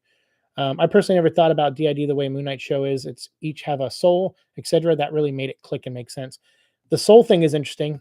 I'm Catholic, so I still don't know the answer to that question. Um, but considering how different, like my new job, they met green already, and so you know anyone who's been around us during a switch or like after a post switch or whatever, or knows they're experiencing another side of us, it's very obvious. Like I've had someone even say like, yeah, when I heard about this, because I experience you mostly and talk to you mostly on the phone and stuff, I don't really, I didn't, I was skeptical, I guess, was like, they were like, I didn't not believe you. I just was skeptical because I guess their perception of DID is like mine was, which was movies and stuff that were very badly done and poorly told. But I don't have DID, I have OSDD1A. So it's like they're all Sikhs, but like just different shades of Sikh. But none of us want to harm anyone or do anything bad or like, It's not like movies where they're like, you have a serial killer inside you. Like these were all things I was worried about. Was is there a side of me that's so self-destructive that it's going to hurt someone? And luckily, so far, no, that's not the case.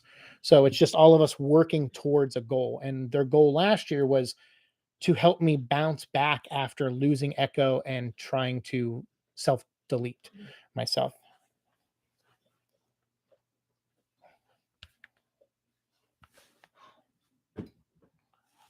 Okay. I heard Ace chewing on something a little too hard, and when I looked back, it was his foot. It was not a toy. So I had to break that up. I threw a Venom toy at him so he could chew on that. Um, that enemy scrotum part is the most inspirational moment in cinema history. Oh, jeez, yeah. For the Devastator, Nerd Ghost says Apollyon. I'm kind of glad they changed that for the show. Yeah, me too. Me too. That's sad and depressing. Tevia says, it doesn't have to be though. Believe me, everyone is. Nerd Polyon says, I still hope for Young Just season 5. Yeah, that would be nice. Get a conclusion of that. They need to stop ending that show on cliffhangers. Um, Georgie said, if I had a nickel for every time they teased Darkseid as cliffhanger at the end of a season, I'd have to, which, yeah, I got to say, this last season of Young Justice really pissed me off. It had some good stuff in it, don't get me wrong, but I'm like, I don't understand why you're just not going full force and wrapping up this Darkseid story. It's just so stupid. And then now that they ended on a cliffhanger again, while still setting up Darkseid and stuff, I'm just like, you better get a season 5 because I'm not signing any more petitions. Like, all of us fans signed these petitions. We made our noise. We got online. That was my Snyder cut thing. I was online all the time, like trying to post about stuff for Young Justice, and I befriended the people who created the show, and it was an honor and so grateful to meet them and call them friends. And after all of us, like, championing and getting everything, and then finally that noise being heard, and those guys going, okay, you know what, we do have an idea for more. Let's do it. And they came back together, worked it out, made it happen. Obviously, fans just made the noise, but they made they made the work happen. Obviously, but still, to get that second chance and not just go, here's 2 seasons to wrap it all up, is so frustrating. So frustrating to me. Um, so yeah, I wasn't happy with season 4. Um, Andrew Singleton says red, blue's energy. The weird thing is how you describe blue trying to get a read on you through your content. It's almost like someone trying to build a deep fake and getting an incomplete picture. The the thing was is blue essentially is a version of me that has no memories of our life up until the day after Echo passed away. I guess he's to be spared of that grief. That's essentially kind of what he is on some form, but he's also something else. He's very aware, very analytical. Like he's a lot of things that maybe we don't show enough of on our side. I don't know exactly how this all works or how things are divvied up or what it really is, but these are just the traits that I've learned about of his. um, so I don't know if I'd go far as like a deep fake thing, but I kind of get what your wavelength is there. Yeah, he didn't get the full picture. He doesn't know what I'm like in between cameras starting and stopping. And so for that reason, he has a very specific version of me that he thinks he's supposed to mimic. Um, but around people who do know me and do know what I'm like when the camera's not rolling, it's jarring, and it's noticeable. So that's so interesting. So Blue is kind of like a Gen Z millennial, basically. Yes, yes, and he's a little entitled, honestly. I mean, but I get why. Like we talked about earlier about the strike, about people not feeling their worth. He was like, "Hey, man, I'm doing a great job. Give me more money. Promote me." Like he's kind of like, I no, I want more. I want to do more. Give me more. Like and he's, I think, at least from what I've heard, has proven himself. And his previous supervisor tried to get him those promotions and stuff. I think just in that like 9 months that he worked at that little store, he got a couple pay raises that were like I don't know. I don't know how I like he from what I heard, he did a really good job. And he was really well loved. by the people he worked with, and he felt the same way about them. So I'm glad he had that. I'm glad he, at least at his core, at his job, he was not miserable going into work every day, but he did want more. So he has a little bit of that to him too, it sounds like, but he's not against putting in the work for it either. So it's like, hey, I want this. I'm going to work towards it, but this is what I want. And eventually he got to a point where no one was listening to him, where they weren't giving him what he wanted. And he said, that's when he said, you know what, Seek wants to go work, which I did. I mean, I didn't work for a whole year, and wasn't fronting nearly as much as I used to. And I felt like I was losing control of my life. And although I tried to self delete and leave this life, so at first I didn't feel like I deserved to have the life back. I said, you know what, maybe one of them will do a better job at it. And Blue was doing a better job overall for a while. And then he eventually got to a point where he was like, yeah, no one's listening. No one's going to promote me. And I said, well, I kind of want to find a job and get back to work because I feel like I'm not doing much. And he said, okay. He's like, let's, we didn't have a conversation like that, but this was brought up during like 2 weeks of therapy. And then finally, like on the third or fourth session, he was like, you know what, if you find a job in the next, like, so many days, I'll put in our 2 weeks notice. And then that's how we kind of coordinated him leaving Harley and me getting a job at my new job. So, and now he's not really doing much. I mean, he is doing something, but it's not like, it's not in the, it's not here physically a lot.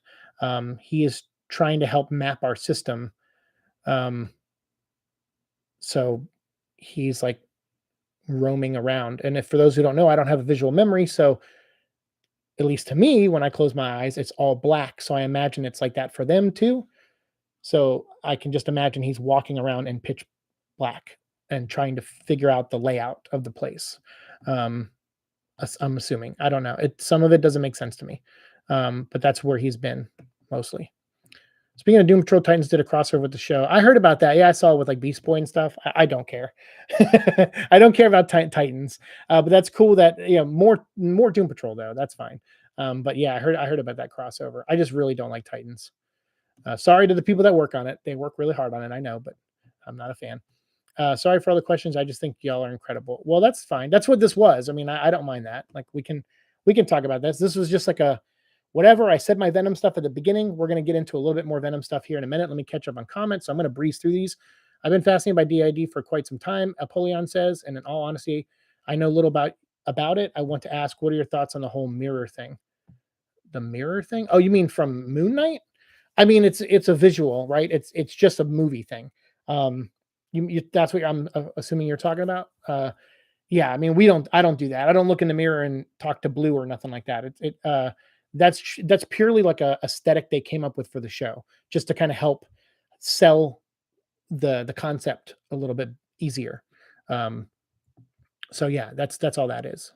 As in the prime personality interacting with the alters through an object such as mirrors. Yeah, as far as I know, that's just something on the show. I don't know if real people experience that or not. I haven't done a ton of look into the world of DID. I know Blue has. He's kind of, you know, that's why for a while he was defining himself as not a person. He kept saying, I'm a coping mechanism. I'm not a person. And then eventually he, I think, learned how wrong he was. Um, and even me, I was like, what is this? Like, how is this working? But um, we all have different goals and different things we want to do. So I don't know how else to describe it now that I've learned enough about blue and green and fade. I don't know how else to describe it other than they're pretty much like other people, because there are similarities, sure, but there's a lot of differences, like a lot in like mannerisms, speaking patterns. Like green talks way different than any of us. He's very stoic. He stands differently. Like I have back pain and shoulder pain still. And he doesn't feel, his pain threshold is higher. So he can sit with his back straight up or stand with his back straight up. His chin's usually up, his chest is kind of up. Like he can stand at our peak. If I try to straighten myself like this and stand upright, it after a while it hurts. My lower back and my shoulder I'll feel pain. But he walks around like that all the time. So so it's kind of mind blowing. Like we have footage because for a while there, we were in the beginning, we were set. We have a camera to watch Ace while we're at work. So obviously, sometimes that camera's on, and if we take a nap during the day, because usually at night we turn the camera off. Um, but during the day, like it might, if I take a nap and then I wake up, but I'm in the kitchen, it's like 5 hours later. I'm like, wait, how did I get in the kitchen? I thought I laid down for a nap. I might go watch that video and I'll see, and I'll be honest, the first couple times it freaked me out and it made me cry. And then as you know, we got more into this, it's more of a normal thing, but I don't really check the tapes anymore.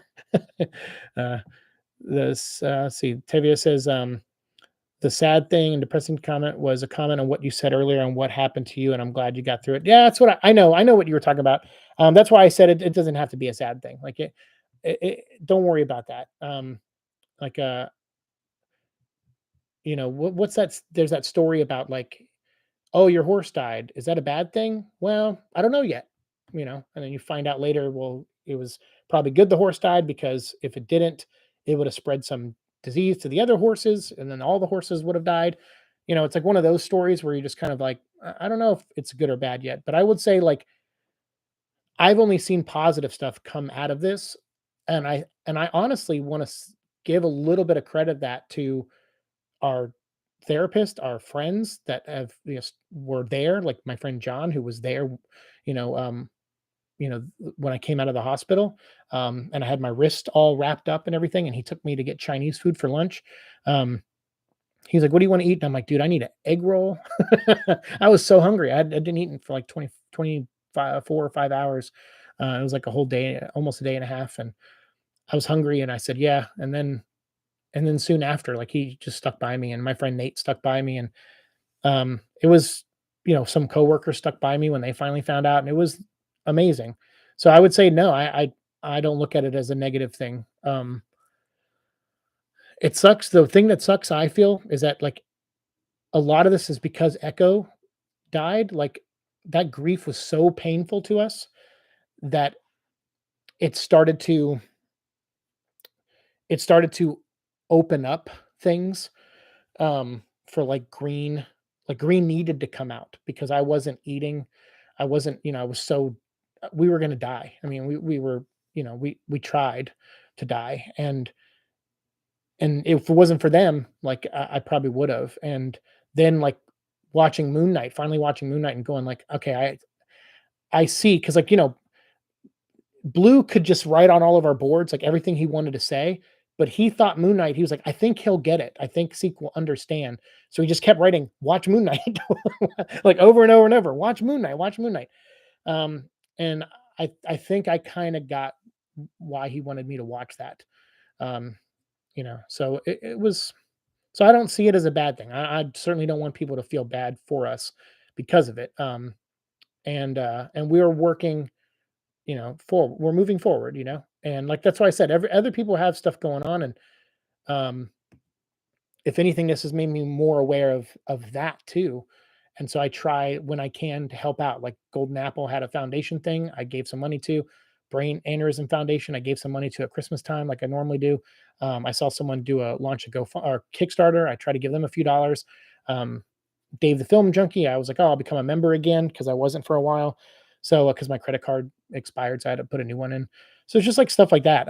I'm just trying to be more aware that other people got stuff going on, and I want to contribute to other things too, and while still keeping a roof over my head, and and taking care of Ace. And because people have come and helped me with Ace a lot, because Ace has been very expensive. Basically, when Echo died, he died at the point where he would probably start needing constant health, vet trips and health updates and surgeries and stuff. And so he died right before that point. And when Blue rescued Ace, like Ace has at that age that Echo would have been if he lived another year. So he's a senior dog, and so we're paying that money for him now. Like the money we would have spent on Echo is going towards Ace to keep him alive, and some of it I couldn't have done without people's help. So I don't see this last year as a negative at all. It's been had its struggles, but it's not a negative so far. Literally Seek, but different colors. Pretty much, yeah, If you need a podcast partner for Moon Knight, I happily volunteer myself. I got nothing but time. I appreciate it. Well, if my friend and I don't do it, I won't do it out of respect to my friend. Um, but I'm gonna give him. He said he needs a couple, like, June, July to get it started. So I'm willing. He's a good friend, so I'm willing to wait. But I'll be honest, there is a I do see a day in our future where we don't make content anymore. And I don't know when that will be, but it will probably be in the next like 2 years, I'm guessing. So unless we find some other niche that people like. But at least with Venom at episode 1000, we'll be done with Venom. Why not just go ahead and a cute Venom toy? Ah, yeah. Why not just go ahead and do Dark Side? Because where do you go after Dark Side? You end the show. That's why. Ends things. Like, things don't need to be 20 seasons long. End it. Bring Dark Side in and end it. That's what I say, Andrew. End your show, because this is a show that already got canceled once and luckily got brought back. Most shows don't get that, and it's getting brought back. So bring it back with a purpose and end it. End it. Saying that was Snyder Cut too, with bringing back Young Justice. Yeah, for sure. That was my Snyder Cut. I'm just glad we got Razor's story continued. Me too. That was a really fun episode. And they made that show continuity, which is amazing that they did that. I was happy to see John Kent in Superboy Young Justice 4. It was really awesome and tons of fun. And also a few bonuses seeing Connor and John as his kid. Yeah, for sure. That's cool. And that was all good things to see those characters. Um, I think to keep in mind, Seek, I don't ever mean to insult or dismiss your conditions. Apologies if I get things wrong. Oh, no, no, no, no, no, you guys aren't. No, no, you're fine. You're allowed to ask. Like, there may be some things where I go, hey, look, I don't feel like talking about that. But so as long as you're respectful, if I ever say that. But no, you guys are cool. Don't worry about that, and don't worry about getting things wrong. I had someone ask me recently, like, oh, what do you identify as or stuff? And I'm like, dude, I'm not. I'm still me. I'm Sikh. I'm a guy. Like, I go, we don't have. It doesn't have to be that complicated or anything. We're all we're good. Like, so someone was worried about offending me, and I'm like, you're good. You just call me Sikh, and I'll answer. Um, but no, don't worry about that. I know there's stuff I still get wrong sometimes too, because like I said, I'm still learning some of this stuff. So I also knew the feeling of losing a dog because this year I lost Spike. I saw that, man, and my heart broke for you, and I'm really, really sorry. Yeah, I didn't know what to do. Like, I think I saw your post about it, and I was like, I don't know if I sent you I'm sorry, or a heart emoji or something. I don't know what to say, because I know when it happened to me, like, people were nice and they wrote me stuff, but I don't know how much I actually heard of people's, like, words of encouragement and, like, support, because I was so devastated. Like, I mean, I didn't eat for like 3 days after Echo passed. Like, it was bad. Actually, I just found footage. So the game I played before Echo passed away was Halo Infinite, and I really like that game. I mean, I can I have a massive criticism about the story and why they decided to. For me, I feel like they told a story that should have been called Halo 7, and they skipped Halo 6, because I felt like we should have got a better conclusion to the Cortana stuff before this story was told with Atriox. But I still liked this game and story and the world, the open world of it. I was blown away by that game. And in the game, you're playing as Master Chief, um, and your companion in the story is a guy named Echo. That's his, like, handle. That's not his real name. You find out his real name towards the end, but um, after Echo passed, luckily I beat the game before Echo had passed, so I was only playing multiplayer at the time Echo passed. But I couldn't go back to the game. I was having so much fun playing it and playing the online, even with all the flaws and everything. I was still having a good time, um, and I was doing pretty good in multiplayer too. And then when Echo passed, I was like, I can't ever play that game again. I was like, I cannot hear the name Echo over and over, like, because there's a scene where he's like, Echo, do you copy? And Echo doesn't respond. I'm like, I can't go through, like, emotionally. I tried to play the game again, and I was a wreck. I couldn't do it. Took my headset off. I was like, I can't do this. Um, so I found all that footage, and part of me, now that it's been a year and a half later, like, wants to upload it to my gaming channel, but I'm struggling. I'm struggling because part of me wants to add commentary to it, and part of me doesn't, because it's already going to be hard enough just watching the footage again when I edit it. So we'll see. But because it's such an important memory to me of like that game and Echo and the time he passed, and it being Halo, one of my favorite, video game franchises, got the tattoos, it's like, and I'm working on an Echo, my dog Echo tattoo idea also, but I'm gonna wait to get it, but I have an idea for it. Well, I got to go see you, man. Hey, Tevia, you take care, man. I appreciate it. I will. I'll check out your Flash issue. No problem. Uh, Apollyon says fascinating. Oh, well, I mean, it gets weird for us sometimes. I try not to let it overwhelm me though, because I get overwhelmed really easily emotionally. I'm a very emotional guy. People will tell you if they worked with me, like I try not to get angry too much, but I do get like upset or like sad. If I do a bad job, I take it personally. I internalize things, but you can see it on the outside. Blue isn't really like that, and green is definitely not like that. So it's neat to hear our previous boss, describe all of us, and then therapists and friends and people who've hung out with us. Like Nate, I think Nate was with Green going to WonderCon or MegaCon last year, not the one that just passed, but last year. I guess they were in a car driving to MegaCon, and Nate was talking to me, or he thought it was me, and he said, he like somewhere in the conversation, I guess he was like, "Wait, what's going on here?" Because I was talk different. I was He was, in his words, he said, he goes, "It was like talking to you times 10." And I'm like, "What does that mean?" And he goes, like, he's like, "You're good with words, but you kind of speak and run on sentences and paragraphs sometimes because you explain a lot." Um, he goes, "Not Green." He goes, "Green said what you might do in a paragraph. He said it in like 3 or 4 words. He's very like articulate and succinct, and to the point." And he goes, "And then I knew it wasn't you because I handed him a gift that would have made you cry." And he goes, "And you didn't cry." And then that's when I knew it wasn't you, and I, kind of called him out. And he gave the gift back to me and said, "Give it to Siike when he's around." So then later that evening or something, he goes, "I was with you and I gave you the gift and you cried."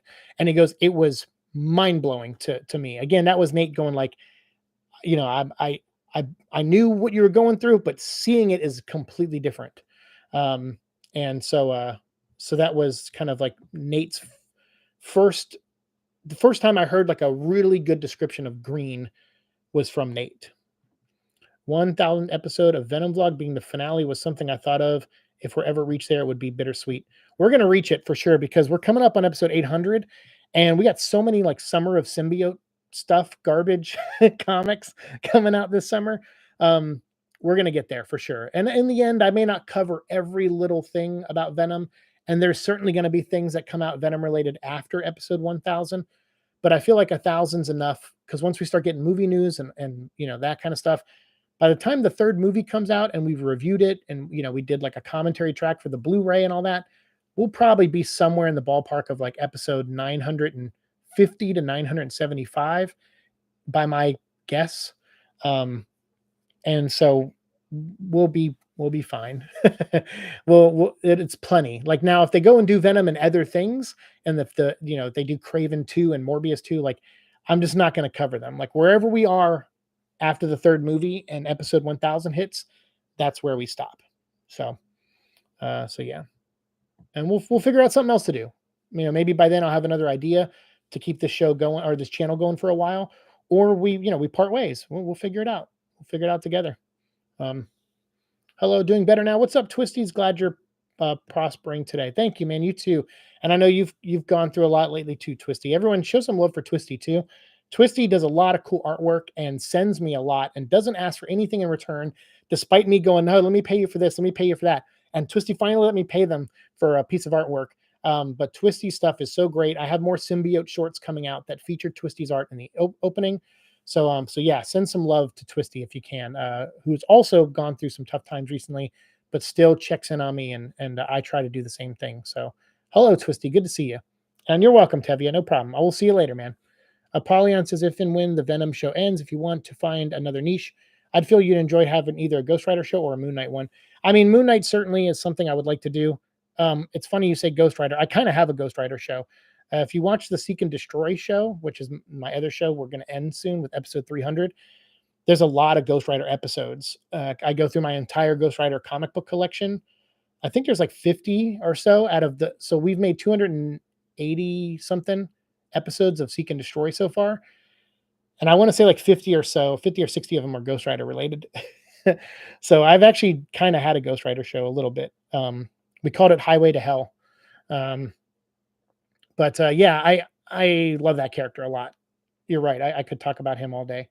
I'm a big fan. I have almost every issue of Ghost Rider in single issue form.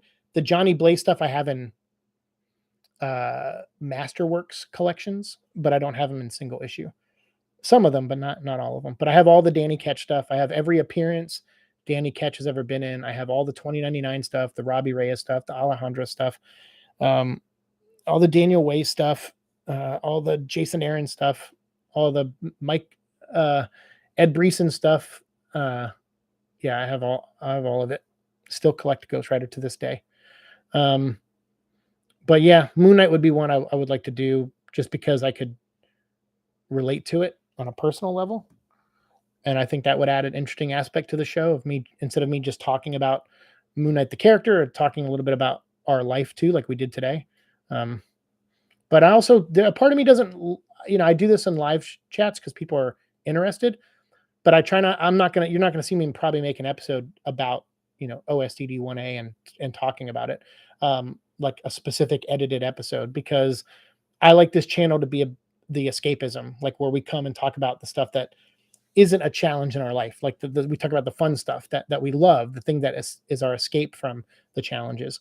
And I kind of like my channel being that. So Andrew says, I'm glad blue and green seem to have their interests in mind while also not being subservient. Yeah. So green, I guess for a long time, kind of just hung out and would show up here or there or front from time to time. But kind of do his best version of masking of me. But because for years, I mean, I was missing time. Like I would be like, I didn't notice it at first. Like, because how are you going to notice like that you missed, what did I do the last 5 minutes? Like sometimes it's age, you don't think about it. But then once it started getting really bad, where I was like, what did I do yesterday? I'm like, I literally can't remember a single thing I did. And I'd go online and I'm like, well, I didn't post anything on Instagram. Okay. And I look at my phone. Well, I didn't text anybody.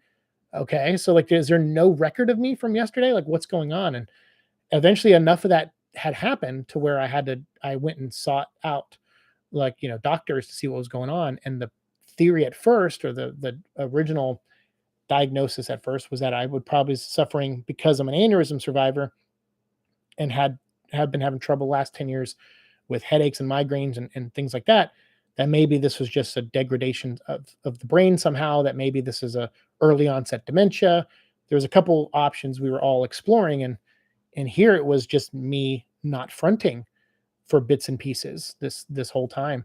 And then finally a whole week where I'm like, I went to bed, or I was laying down. I remember laying down. I don't remember falling asleep, but I remember laying down, and that was Wednesday.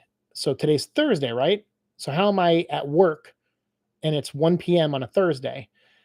And how did I miss like, a whole day? Like, how do I not remember waking up, showering, and coming to work? And then my coworker was like, no, you didn't miss a day. That was what you're describing happened. Like you came to work, you did this, this, and this, and you went home and went to bed. That was last Wednesday. You can't remember a week of your life. And that is when things really started to fall into place of what was maybe really going on. So that was scary times for sure, because I woke up at work and I freaked out. I started crying. I was like, what? I couldn't breathe. I was like, what's happening? Like, how did I get here? Why am I standing up at work in the middle of the daytime? like, it was because it happened. It felt like it happened so quick. I was like, I remember laying down. That was the last thing in my head. So that was kind of the beginning breadcrumbs of where we really started to figure things out. slowly but surely. Um, it's nice that you all work together, not against each other. Well, apparently that's what it is. Is like the system is a cooperative to an extent, I guess. There's a cooperative and focus on betterment. Like green is like a vault of some kind. So like he knows what happened to us as a kid, but he won't say. So of course that's going to be in the most stern, strict person who speaks the least and is articulate with his words because he doesn't want you to have a window to a thread to pull on that might lead to a revelation that he's kind of like what they say in Moon Knight. He's like, you're not designed to know these things, Stephen. Stephen, right? He's like, Stephen, you're not designed to know what happened to us as a kid. You're designed to be the relief of that. Um, and essentially that's kind of what me and Blue are, and to a little bit, is that we're not meant to really, we're meant to keep moving forward. We're the cope that was needed at the time to push us ahead. Um, and Green is the one he was, I guess, the first alter that we had when we were a kid, when we were like 8 years old or 9 years old. Um, so he has memories that go back before our aneurysm, um, or knowledge of memories, I should say, that go back before our aneurysm. So, uh, yeah, sorry, I have an itchy, my my wound, it's healed mostly, but it itches sometimes, and I try to not itch it. But just now I got caught itching it, so I apologize. Um, so I understand, me personally, I have a problem with anger for the most part. Yeah, I think a lot of people struggle with that. That's big of you to admit that, Apollyon, and I understand, and I'm in the same boat. I've had moments like that in my life where anger just, it just gets the best of you. That's the thing about anger. It's so powerful that it can take control easily. You can lose your grip on holding anger back in a millisecond.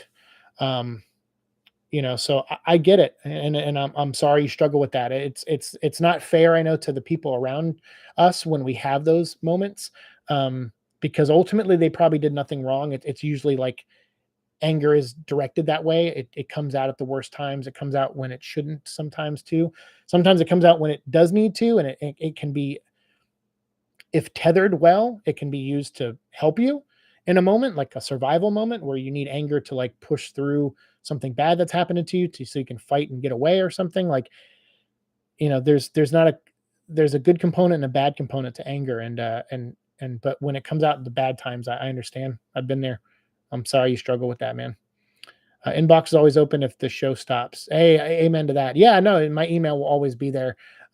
Maybe I'll give you a different email. Maybe by then I'll create like a personal one that I can use more, um, and we can go off. Stay in touch that way. I'm always going to be on Instagram though. I think until it's like extinct. But thank you for that. Letting me know that. Also, Venom 3 filming this summer will push that. Yeah, yeah. Venom 3. That's it's already in pre-production. They're already doing a lot of stuff already. So, yeah, we're gonna have updates for Venom.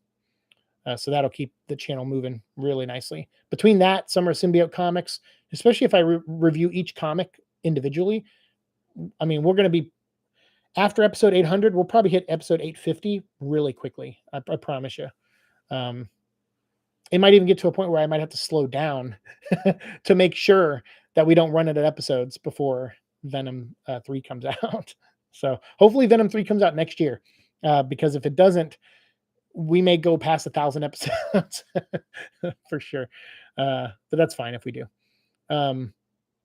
Yeah, Twisty with that love. Thank you, nerd girl. Appreciate it. Hey, Twisty. Oh yeah, Seek, prepare for another update drawing of you and symbiotes, and you can't stop me, dude. You know what? And you're a wonderful human being, by the way, Twisty. I don't know if you don't get told that daily, then just message me and I'll tell you. You are awesome. You're very supportive of this channel. I don't know why some of you guys are so cool to me, and I don't get it. I'm blown away. I'm very thankful and grateful. but like Twisty's always drawing. He's like, hey man, here's you as Batman. Here's you as the Joker. Here's you as the Joker with no makeup on. Here, just the scars. Here's you as Batman with no mask on, but you got the black lines like the current Batman movie. Like he's amazing. It's always amazing.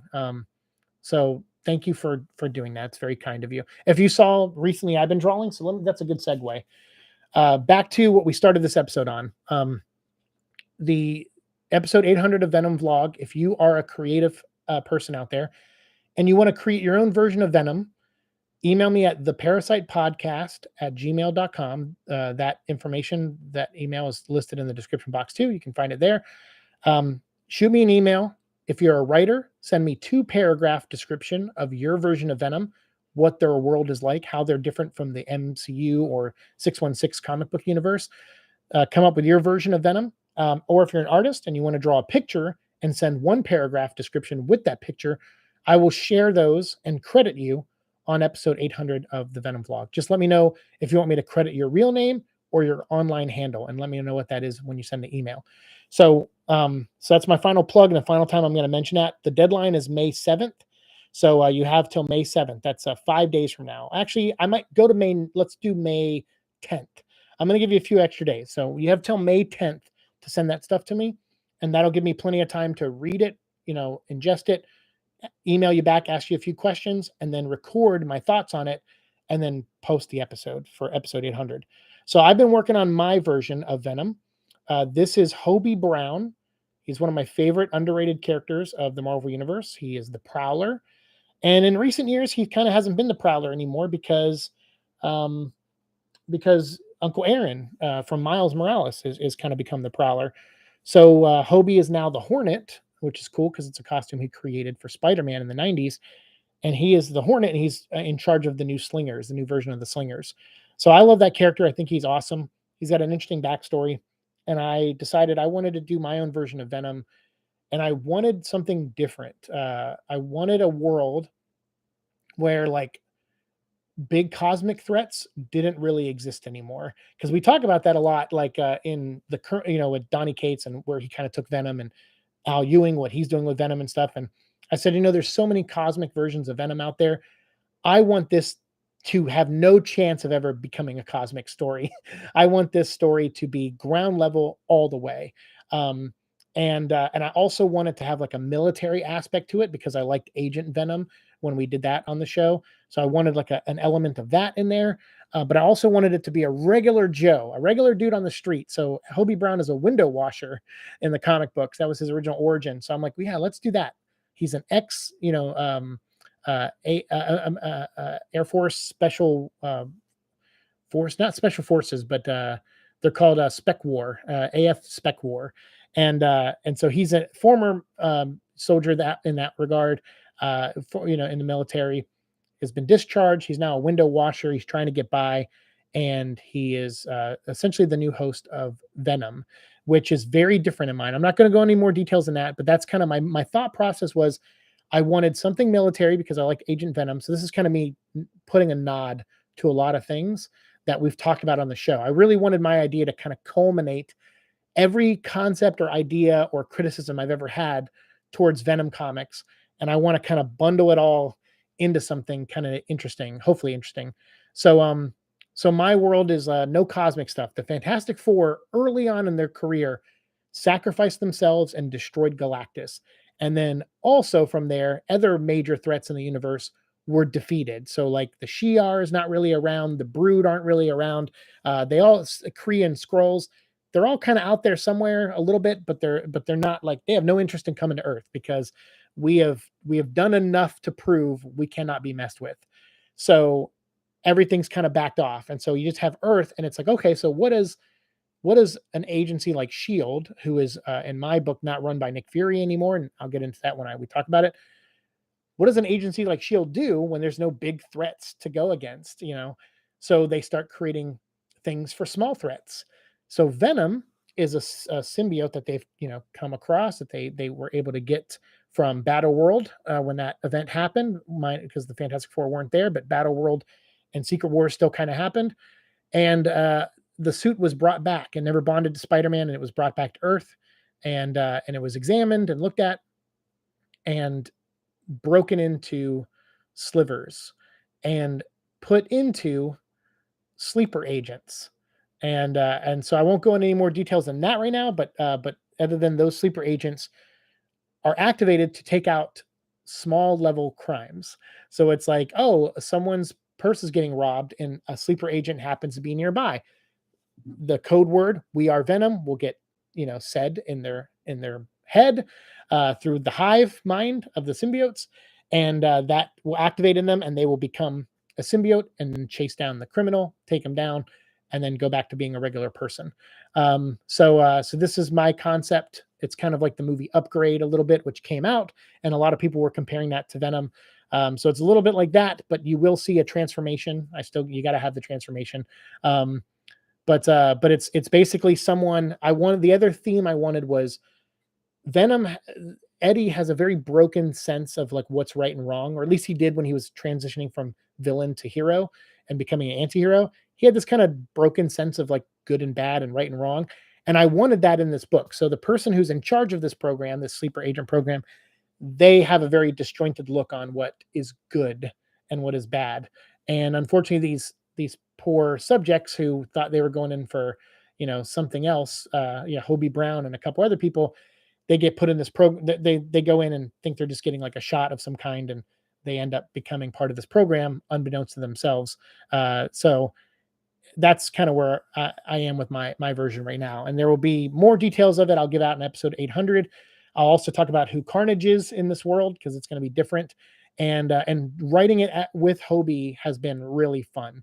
And drawing Hobie, kind of coming up with a design for him. Blue listens to a lot of rap music, and I listen to rap music too. But so I actually did put a thing. I said, hey, if you know any good rap songs, this is my idea. I'd love some inspiration, and I'd love like kind of something, be inspired by something that you like. So he filled up my playlist with like Hobson and who I know and like Tupac and DMX, and those are all groups I like too. But he put some songs in there I never would have like probably picked, and so I was kind of listening to that while I was kind of constructing the world for Hobie Brown, and so Blue kind of influenced me a little bit there. Um, so yeah, let's see here. So anyway, so yeah, more details will come out, but I just want to give you a peek into my brainstorming process. Sometimes I just kind of start with themes, like I said, broken sense of justice and right and wrong. I wanted someone who's just like an everyday Joe, but I wanted a military aspect in there as well. And then Hobie Brown, one of my favorite characters, I was like, I want to do something cool with him. So he is our Venom. Hobie Brown is our Venom in this, and I can't wait to share more details. Um, let's see. All right, let me go back. And thank you, Twisty, for letting me know about the update on the art. I'll keep my eyes peeled for it. Anger is your sense of fairness, either rightly or wrongly, demanding immediate action. I should know I've got lifelong rage issues. See, and that's the thing is like anger isn't inherently bad, in my opinion. It can be used in the right way, but it's such a powerful emotion that it's hard to use it in the right way. Um, not sometimes in a life or death situation it's easy to use it in the right way, but in a non life or death situation it's not easy. So anyone who struggles with that, like I'm sorry, and I know, like it's like not just to you but everyone in your orbit, it's tough. I've heard firsthand people say, hey man, your anger too much, like way too much and uncalled for, and I'm like, you don't want to hear it because you're like, screw you, you're just being a wimp or whatever. You're trying to be tough, but it's like, no, yeah, there's a time and place for it. And the way I let it out there was not the right time. And so you gotta learn to self-analyze. And you guys are doing a great job out of here, man. Definitely. Apollyon says, yes, my problem is that I'm almost always angry, as edgy as it sounds. Even now, as I write this, I feel slightly on the edge. It's pretty much my default state, unfortunately. The Highway to Hell show, right? I do know, but I was imagining something more extensive, like as you do for Venom. I mean, oh, okay. Well, first of all, yeah, about the anger, like, yeah, I mean, again, I've never been on the edge that much. But I've had friends who have been, and most of them just been like, look, they try to tell me, they're like, hey, if I get that way, don't take it personally. And I'm like, yeah, I know, and I won't, but you have to work on not always being that way too. Like, that's okay for you as a friend. You can ask me to be patient with you, but patient doesn't mean infinite, right? Like, so, I want to help you through this. And so I'll be here when you need help, but there are some things that only you can do regarding this. And so since, that's usually the advice I give is like, you knowing it is already a massive, step in the right direction. Just knowing that you are on the edge all the time, or that you are, struggling with it. Just saying that out loud and admitting that is huge. Just know that it's huge, because most people don't. I mean, I see people even on YouTube, like people who are just in denial about who they are and what they do every day. And you're just like, dude, how do you live in so much of a bubble? So to have that awareness, to know that it's something that needs to be worked on, is already a huge step. You're already doing a great job there. But you still, now's the even tougher part, which is working on it. The Highway to Hell show, though, yeah, that was the show, but something more extensive. I gotcha. Well, you never know. You never know what the future will hold. If they start doing more supernatural Marvel stuff, like Werewolf by Night, and Moon Knight, I guess, and Agatha Harkness, like if they start dipping into Midnight Sun stuff, you may actually, I may get convinced to do a Ghost Rider show, or Midnight Sun show. I'd be happy to. If you're not watching our playthrough of that game, by the way, I love that game so much. I'm not even recording audio for most of it. So all of those episodes, I think 45 episodes, each of them between 30 and 45 minutes long. That's how many hours I put in this game so far. But I'm going to have episode 46 go up tonight. So there are 46 episodes by tonight at midnight that you can watch of me playing with no commentary, only commentary on like 8 or 9 episodes. I picked like the Venom DLC and the Morbius DLC to do commentary, but the rest is no commentary, and you can just enjoy that game. It's so cool. It's very Ghost Rider driven, Nico, Magic, Avengers. It's like I've got a nice blend of all Marvel characters. But I've been loving that game. I mean, it has flaws big time, but I love it so much. It's a marriage of a lot of things I like about Marvel comics, especially like 90s Marvel comics. So yeah, and there's another DLC coming out soon. We're going to find out about this week with Storm, and then we still have like another 10 or 15 hours left of the actual game to beat two after I finish the Storm DLC. So there's a lot. There's probably going to be like 60 or 70 episodes alone of Midnight Suns, and it's, if you're a Ghost Rider fan, it's awesome. It's cool stuff in there. We just had an interaction with Johnny Blaze, and I don't want to spoil it, but it's really good. So yeah, but maybe, if we get a Ghost Rider Marvel Universe Netflix Halloween or Disney Plus Halloween special one day, yeah, who knows? Maybe you'll see a Ghost Rider show from me. Maybe that'll be my way out after Venom, is to do something like that. So get on it, Marvel. Just write Marvel, say, hey, get that Ghost Rider, Disney Plus show or movie out there immediately, so Siike can Siike can have another show to work on. But one show at a time. So let's finish Venom, and maybe we'll get into that. Yes, Hobie Brown. I know, I love Hobie so much. I've got my idea. I just need to draw it. Teehee. Yeah, no, do your thing. I'm so glad that you're gonna send something too, by the way, Nerd Girl. Because you're one of the newest people that have come to my channel, and you're already getting involved, and it means a lot to me. Trust me, it's so awesome. And I made my version of Venom. I can give you an email. Yeah. So the Parasite Podcast at Gmail. Just shoot me the link, the image there. Send me a high-res image, and write a paragraph about your version of Venom. Because I was hoping, Twisty, I was going to reach out to you, because I was like, I haven't heard from Twisty yet. But if you have an idea for Venom, send it to me. Absolutely. The Parasite Podcast at gmail.com. Oh my God, thank you for the extra time. You're welcome. Yeah, May 10th. So you guys got till midnight. Going in May 11th is our birthday. So May 10th at 11:59 p.m. Eastern Standard Time. That's the deadline. So when I wake up on my birthday, if I don't have your email, you can't be involved. So you got time. So next Wednesday, it's a week from tomorrow. I love your take on Venom. It's way more interesting than mine. Don't say that.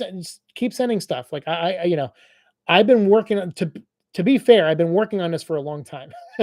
So this is an idea I kind of had a while ago. And I just, every once in a while, like in between editing Neverland or editing a YouTube video or streaming, I might go write another note down. And so it's been building for a while. So I've put a lot of thought into this because I had more time. This I kind of sprung on you guys. So don't be like that. Like it's cool. I'm gonna love every idea. Trust me. It's cool for the show. Like I just don't want to do that episode and only share my idea and like two other ones. I'm gonna be like, oh no, that sucks. I wanted this. We are Venom, right? That's the whole point of this show. We've been saying that since the beginning. That's why I made the catchphrase, we are Venom. That's what activates the sleeper agents. So that's why I made it that, because it to me it means something here on the channel. It's our community. So yeah. I'm glad you like the concept. But no, please you got more time to work on yours, but it's great. So please send it. I love Upgrade. That's a great take. I love Upgrade too. I thought that was a cool movie. And I wanted to do something a little bit like that with Venom. Wait till you see my design for the face. I'm really proud of it. It's kind of inspired by a lot of things. But oh man, I can't wait. That'll be the next drawing that you see, by the way. I'm gonna work on it some more tonight, and you're gonna see, because it's Venom, right? So like, but it's a Venom that never bonded to Spider-Man. And if you remember, Venom's look in the comics is heavily influenced by bonding with Spider-Man. So in the movie, they kind of do that where he didn't bond to Spider-Man and he had the veins and stuff. He didn't have the spider, but he still had the big Spider-Man eyes and like a big mouth. And I'm like, yeah, I don't know, would he really have that? And so the design I have for Venom is way different. His face is way different, and I really I mean, I know some people might not like it, but it's like it's inspired by, it has like three forms. So there's one form that's very much inspired by a specific video game. I'm not gonna spoil it right now. We'll save it for episode 800. Sorry, I brushed the mic. Then there's another one that was inspired by Supernatural, which is also a favorite show of mine.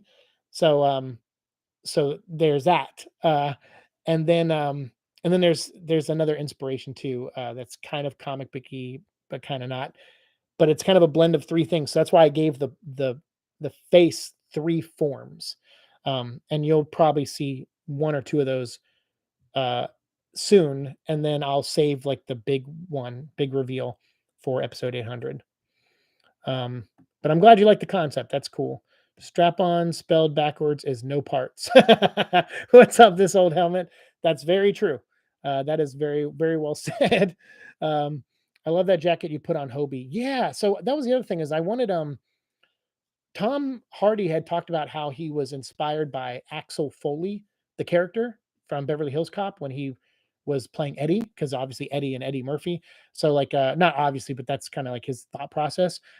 So he wears that like Lions jacket or whatever in the second movie, Let There Be Carnage. And I said, it's kind of cool. I go, let me find like a fun Eddie Murphy look.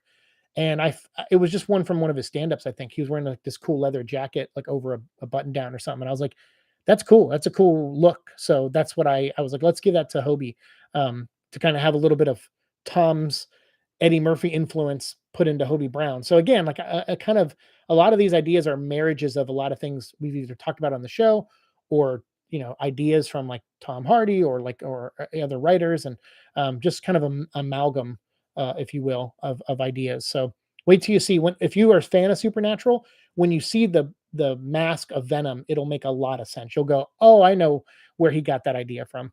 But yeah, it's cool. The hierarchy of the Siike verse is about to change. No Siike verse. No way.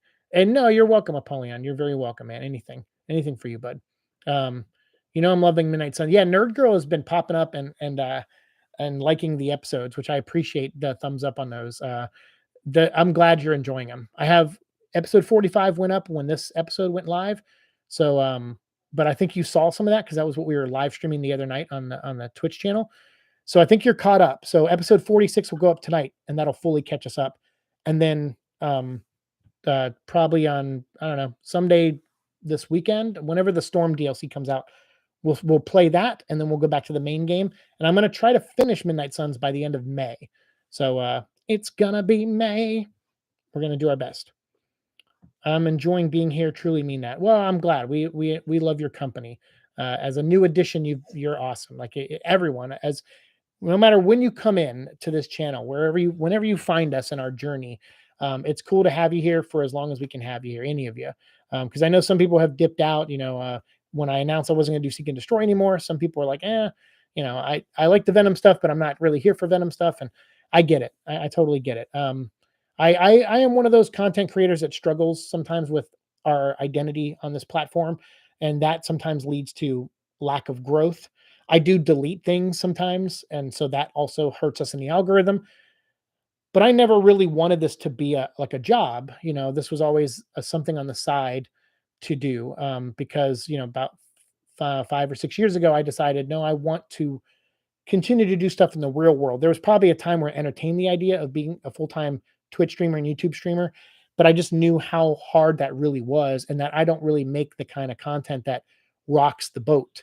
So I said, well, if I'm going to be a niche guy and niche content creator, then let's do it on the side and let's, pay our bills and let's get, our real life back in order and get our credit line up and, and all that stuff, get situated, find a home.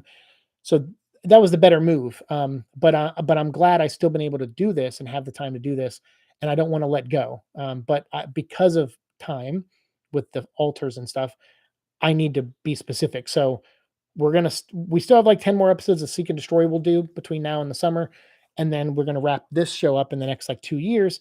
But you never know what might happen. Something might pop up. Maybe we'll get the Moon Knight thing going. Maybe we'll get a Ghost Rider thing going in time. You never know. So we'll do our best. I just don't know if when I'm 45 and pushing into my early 50s, I don't know if I'm going to want to do YouTube anymore because I don't know. I think I'll be very out of touch with what's cool by then. I already kind of am to an extent. So I'm doing what I can in the remaining years I have before I'm really probably you're never too old. I mean, I know people be like, dude, you could be 70 and be on this platform.